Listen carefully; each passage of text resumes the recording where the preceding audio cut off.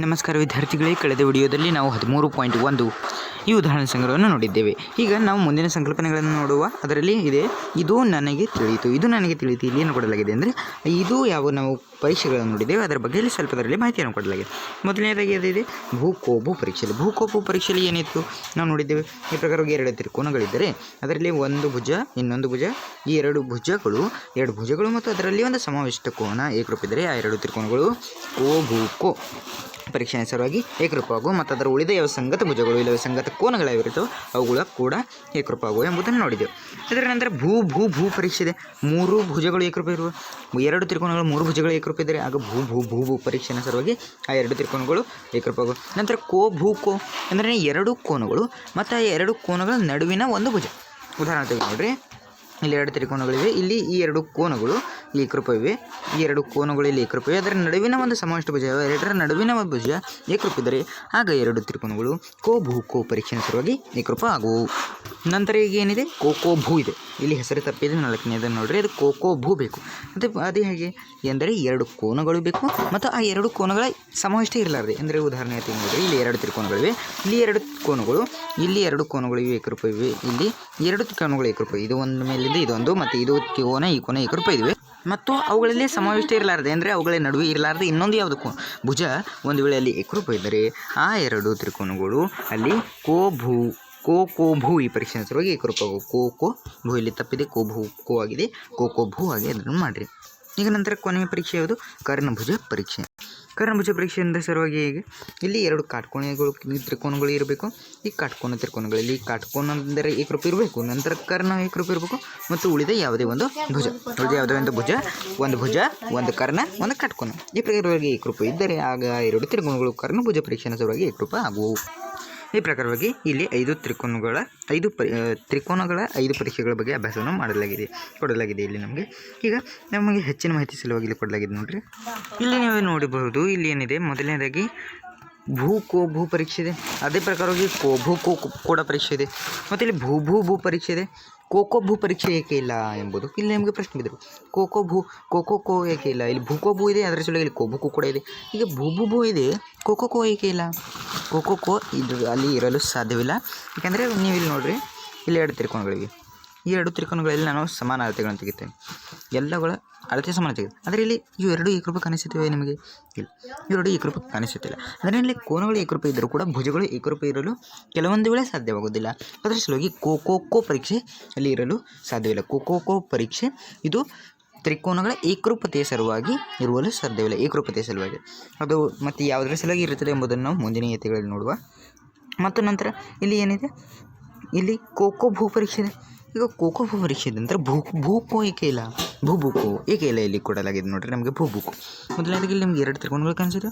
ಇಲ್ಲಿ ಒಂದು ಕೋನ ಸಾಮಾನ್ಯ ಇದೆ, ನಂತರ ಇಲ್ಲಿ ಭುಜ ಏಕರೂಪವೇ ಮತ್ತು ಒಂದು ಸಾಮಾನ್ಯ ಭುಜ ಇದೆ. ಯಾವ್ಯಾವ ತ್ರಿಕೋನಗಳು ನೋಡ್ರಿ, ಇಲ್ಲಿ ತ್ರಿಕೋನ CAB ಮತ್ತು ತ್ರಿಕೋನ DAB. ತ್ರಿಕೋನ CAB ಮತ್ತು ತ್ರಿಕೋನ DAB ಅಲ್ಲಿ ಬರೆಯಿರಿ. ಇಲ್ಲಿ ತ್ರಿಕೋನ CAB ಮತ್ತು ತ್ರಿಕೋನ DAB ಅಲ್ಲಿ ಇಲ್ಲಿ ನಮಗೆ ಇಲ್ಲಿ ಆ್ಯಂಗಲ್ ಏಕರೂಪ ಇದೆ. ಆ್ಯಂಗಲ್ CAB ಏಕರೂಪ, ಆ್ಯಂಗಲ್ ಯಾವುದಿದೆ? ಆ್ಯಂಗಲ್ DAB ಇದೆ. ಅದೇ ಪ್ರಕಾರವಾಗಿ ಭುಜ ಕೂಡ ಸಾಮಾನ್ಯವಿದೆ, AB ಏಕರೂಪ ಇದೆ. ಅದೇ ಪ್ರಕಾರವಾಗಿ DB ಏಕರೂಪ, CB ಕೂಡ ಇದೆ. ಅಂದರೆ ಇಲ್ಲಿ ಭುಜ ಮತ್ತು ಒಂದು ಕೋನ ಏಕರೂಪ ಇದೆ. ಭುಜ ಒಂದು ಏಕರೂಪ ಇದ್ದರೂ ಕೂಡ ನಮಗೆ ಇಲ್ಲಿ ಏಕರೂಪ ಕಾಣಿಸುತ್ತವೆ ಇಲ್ಲ.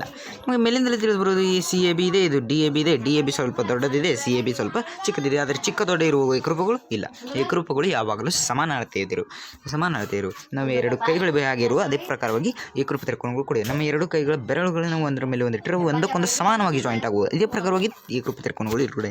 ಆದರೆ ಇಲ್ಲಿ DAB ಮತ್ತು CAB ಕಾಣಿಸುತ್ತವೆ ಹಾಗೆ ಇಲ್ಲ. ಅಂದರೆ ಇಲ್ಲಿ ಎರಡು ಭುಜಗಳು ಮತ್ತು ಒಂದು ಕೋನ ಏಕರೂಪ ಇದ್ದರೂ ಕೂಡ ಆ ಎರಡು ತ್ರಿಕೋನಗಳು ಏಕರೂಪ ಇರಬಹುದು ಅಥವಾ ಇಲ್ಲವೋ ಎಂಬುದನ್ನು ಹೇಳಲು ಸಾಧ್ಯವಿಲ್ಲ ಎಂಬುದನ್ನು ಇಲ್ಲಿ ನಮಗೆ ಈ ಉದಾಹರಣೆ ಸಹಾಯದಿಂದ ಇಲ್ಲಿ ನಮಗೆ ತೋರಿಸಲು ಸಹಾಯ ಮಾಡಲಾಗಿದೆ. ನಮಗೆ ಇಲ್ಲಿ ಹೇಳಲು ಇಲ್ಲಿ ಪ್ರಯತ್ನಿಸಿದ್ದಾರೆ. ಈ ಪ್ರಕಾರವಾಗಿ ಇದೆ. ಈಗ ನಾವು ಕೆಲವು ಬಿಡಿಸಿದ ಉದಾಹರಣೆಗಳನ್ನು ನೋಡುವ. ಈ ಬಿಡಿಸಿದ ಉದಾಹರಣೆಗಳು ಸ್ವಲ್ಪ ಭಿನ್ನವೇ. ಇವು ಯಾವ ಪ್ರಕಾರವಾಗಿ ಭಿನ್ನವೇ ಎಂಬುದನ್ನು ನೋಡುವ. ಮೊದಲನೇ ಪ್ರಶ್ನೆ ಇದೆ. ಆಕೃತಿಯಲ್ಲಿ ನಮಗೆ ಕಾಣಿಸುತ್ತಿದೆ. ಆಕೃತಿಯಲ್ಲಿ ಒಂದು ನಮಗೆ ಚೌಕೋನ ಕಾಣಿಸುತ್ತೆ. ಯಾವ ಚೌಕೋನ ಇದೆ? ಚೌಕೋನ ಎ ಬಿ ಸಿ ಡಿ ನಮಗೆ ಕಾಣಿಸುತ್ತಿದೆ. ಮತ್ತು ಅದೇ ಪ್ರಕಾರವಾಗಿ ಇಲ್ಲಿ ನಮಗೆ ಎರಡು ತ್ರಿಕೋನಗಳು ಎ ಬಿ ಡಿ ಮತ್ತು ಸಿ ಬಿ ಡಿ ಹೀಗೆ ಎರಡು ತ್ರಿಕೋನಗಳು ಕೂಡ ಕಾಣಿಸುತ್ತಿವೆ. ಈಗ ಮೊದಲನೇ ಏನು ಕೇಳಲಾಗಿದೆ, ಇಲ್ಲಿ ನಮಗೆ ಎ ಬಿ ಸಿ ಡಿ ಈ ತ್ರಿಕೋನ ಈ ಆಯತ ಎ ಬಿ ಸಿ ಡಿ ಯಾವ ಇಲ್ಲಿ ಚೌಕೋನವಿದೆ. ಈ ಚೌಕೋನದಲ್ಲಿ ಸಮಾನವಾದ ಯಾವ ಚಿಹ್ನೆಗಳಿಂದ ತೋರಿಸಿದ ಭುಜಗಳಿವೆ. ಅವು ಏಕರೂಪವಾಗಿ ಸಮಾನವಾದ ಎಂದ್ರೆ ಇಲ್ಲಿ ಸಮಾನವಾದಿವೆ ನೋಡ್ರಿ.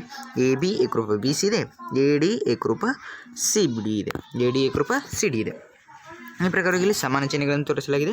ಹಾಗಾದರೆ ಇಲ್ಲಿ ಇವುಗಳಲ್ಲಿ ಏಕರೂಪ ಕೋನಗಳ ಜೋಡಿಗಳು ಇವೆ ಅಥವಾ ಇಲ್ಲ ಎಂಬುದನ್ನು ಕೇಳಲಾಗಿದೆ. ಇದ್ದರೆ ಅವು ಯಾವ್ಯಾವಿವೆ ಎಂಬುದನ್ನು ನಮಗೆ ಇಲ್ಲಿ ಕೇಳಲಾಗಿದೆ. ಮೊದಲನೇದಾಗಿ ನಮಗೆ ಇಲ್ಲಿ ಎರಡು ತ್ರಿಕೋನಗಳು ಕಾಣಿಸುತ್ತವೆ, ಎ ಬಿ ಡಿ ಮತ್ತು C B D. A B D ಮತ್ತು ಸಿ ಬಿ ಡಿ ಕಾಣಿಸುತ್ತವೆ. ಈಗ ಇಲ್ಲಿ ನಮಗೆ ಒಂದು ಎ ಬಿ ಡಿ ಮತ್ತು ಸಿ ಬಿ ಡಿಯಲ್ಲಿ ಇವೆ ಎ ಬಿ ಏಕರೂಪ ಬಿ ಸಿ ಇದೆ, ಎ ಬಿ ಏಕರೂಪ ಬಿ ಸಿ ಇದು ನಮಗೆ ಕೊಡಲಾಗಿದೆ ಅಂದರೆ ಪಕ್ಷ ಇದೆ ಇದು. ನಂತರ ಡಿ ಎ ಏಕರೂಪ ಬಿ ಸಿ, ಡಿ ಎ ಏಕರೂಪ ಡಿ ಸಿ ಇಲ್ಲಿ ಕೂಡ ಕೊಡಲಾಗಿದೆ. ಮತ್ತು ಇನ್ನೊಂದು ಭುಜ ಯಾವುದು ಸಾಮಾನ್ಯ ಭುಜ ಬಿ ಡಿ, ಇದು ಎ ಬಿ ಡಿ ಮತ್ತು ಸಿ ಬಿ ಡಿ ಇವುಗಳಲ್ಲಿ ಕಾಮನ್ ಇದೆ, ಅದರ ಸಲುವಾಗಿ ಬಿ ಡಿ ಕೂಡ ಸಾಮಾನ್ಯ ಇದೆ. ಎಂದರೆ ಯಾವ ಭೂ ಪರೀಕ್ಷೆಯ ಸಲುವಾಗಿ ಈ ಎರಡು ತ್ರಿಕೋನಗಳು ಬಿ ಎ ಡಿ ಮತ್ತು ಸಿ ಬಿ ಡಿ ಇವು ಏಕರೂಪವಾದವು. ಅದರ ಪ್ರಕಾರವಾಗಿ ಒಂದು ವೇಳೆ ಎರಡು ತ್ರಿಕೋನಗಳು ಏಕರೂಪ ಇದ್ದರೆ ಅದರ ಸಂಗತ ಕೋನಗಳು ಸಂಗತ ಭುಜಗಳು ಆಟೋಮ್ಯಾಟಿಕ್ ಆಗಿ ಏಕರೂಪವಾಗಿದ್ದವು ಎಂಬುದನ್ನು ನಾವು ನೋಡಿದ್ದೇವೆ. ಅದರ ಸಲುವಾಗಿ ಇಲ್ಲಿನ ಆ್ಯಂಗಲ್ ಬಿ ಎ ಡಿ ಏಕರೂಪ ಆ್ಯಂಗಲ್ ಬಿ ಸಿ ಡಿ ಆಗುವುದು ಮತ್ತು ಆ್ಯಂಗಲ್ ಎ ಡಿ ಬಿ ಏಕರೂಪ ಆ್ಯಂಗಲ್ ಸಿ ಡಿ ಬಿ ಆಗುವುದು ಮತ್ತು ಆ್ಯಂಗಲ್ ಎ ಬಿ ಡಿ ಏಕರೂಪ ಆ್ಯಂಗಲ್ ಸಿ ಬಿ ಡಿ ಆಗುವುದು. ಈ ಪ್ರಕಾರವಾಗಿ ನಮಗೆ ಇಲ್ಲಿ ಈ ಏಕರೂಪ ಇರುವವು ಅಥವಾ ಇಲ್ಲ ಎಂಬುದನ್ನು ಹೇಳಲು ಬರುವುದು. ಈ ಪ್ರಕಾರವಾಗಿ ನಾವು ಇಲ್ಲಿ ಬಿಡಿಸಿದ ಉದಾಹರಣೆಗಳನ್ನು ನೋಡಿದ್ದೇವೆ. ಈಗ ನಾವು 13.2 ಈ ಉದಾಹರಣೆ ಸಂಗ್ರಹವನ್ನು ನೋಡುವ. ಇದರಲ್ಲಿ ಮೊದಲನೇ ಪ್ರಶ್ನೆ ಏನಿದೆ ನೋಡ್ರಿ. ಇಲ್ಲಿ ನಮಗೆ ಕೆಲವು ತ್ರಿಕೋನಗಳನ್ನು ಕೊಡಲಾಗಿದೆ. ಆ ತ್ರಿಕೋನಗಳಲ್ಲಿ ಸಮಾನ ಚಿಹ್ನೆಗಳಿಂದ ತೋರಿಸಿದ ಯಾವ ಭುಜಗಳು ಇಲ್ಲವೇ ಯಾವ ಕೋನಗಳಿವೆ ಯಾವ ಏಕರೂಪವಿವೆ ಮತ್ತು ಅವುಗಳ ಸಹಾಯದಿಂದ ನಮಗೆ ಯಾವ ತ್ರಿಕೋನಗಳು ಯಾವ ಪರೀಕ್ಷೆಯ ಸಲುವಾಗಿ ಏಕರೂಪವಾಗುವ ಎಂಬುದನ್ನು ಹೇಳುವುದಿದೆ ಮತ್ತು ಉಳಿದ ಯಾವ ಏಕರೂಪ ಜೋಡಿಗಳಿವೆ ಅವುಗಳನ್ನು ಕೂಡ ನಮಗೆ ಇಲ್ಲಿ ಬರೆಯುವುದಿದೆ. ಈಗ ಅದರಲ್ಲಿಯ ಮೊದಲನೇದನ್ನು ನಾವೀಗ ನೋಡುವ.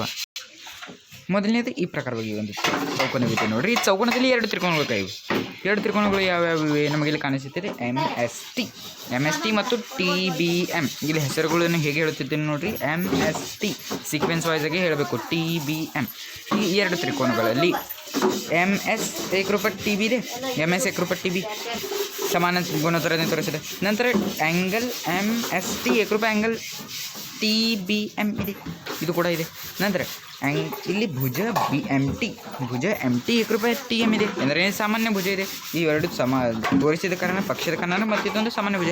ಅಂದರೆ ನಮಗೆ ಇಲ್ಲಿ ಏನು ನೋಡಿರಿ, ಇಲ್ಲಿ ಒಂದು ಕಾಟಕೋನ ಏಕರೂಪ ಇದೆ, ಒಂದು ಭುಜ ಏಕರೂಪ ಇದೆ ಮತ್ತು ಒಂದು ಕರ್ಣ ಏಕರೂಪ ಇದೆ. ಅಂದರೆ ಕರ್ಣ ಭುಜ ಮತ್ತು ಒಂದು ಕಾಟಕೋನ ಎಂದರೆ ಇದು ಯಾವ ಪರೀಕ್ಷೆಯ ಸಲುವಾಗಿ ಏಕರೂಪ ಆಗೋದು? ಕರ್ಣ ಭುಜ ಪರೀಕ್ಷೆಗಳ ಸಲುವಾಗಿ ಇಲ್ಲಿ ಏಕರೂಪ ಆಗುವುದು. ಮತ್ತು ಇಲ್ಲಿ ಒಂದಕ್ಕೊಂದು ಹೊಂದಾಣಿಕೆ ಆಗಿದೆ ಎಮ್ ಎಸ್ ಟಿ, ಒಂದಕ್ಕೊಂದು ಹೊಂದಾಣಿಕೆ ಟಿ ಬಿ ಎಮ್ ಈ ಪ್ರಕಾರವಿದೆ. ಮತ್ತು ಈಗ ಉಳಿದ ಯಾವುದ್ಯಾವು ಉಳಿದಿವೆ? ಎಸ್ ಟಿ ಏಕರೂಪ ಎಮ್ ಬಿ ಆಗಬೇಕು, ಉಳಿದು ಎಸ್ ಟಿ ಏಕರೂಪ ಎಮ್ ಬಿ ಆಯಿತು. ನಂತರ ಪುನಃ ಆ್ಯಂಗಲ್ ಎಸ್ ಎಮ್ ಟಿ ಏಕರೂಪ ಬಿ ಟಿ ಎಮ್ ಇದು ಉಳಿದಿವೆ. ನಂತರ ಪುನಃ ಆ್ಯಂಗಲ್ ಎಸ್ ಟಿ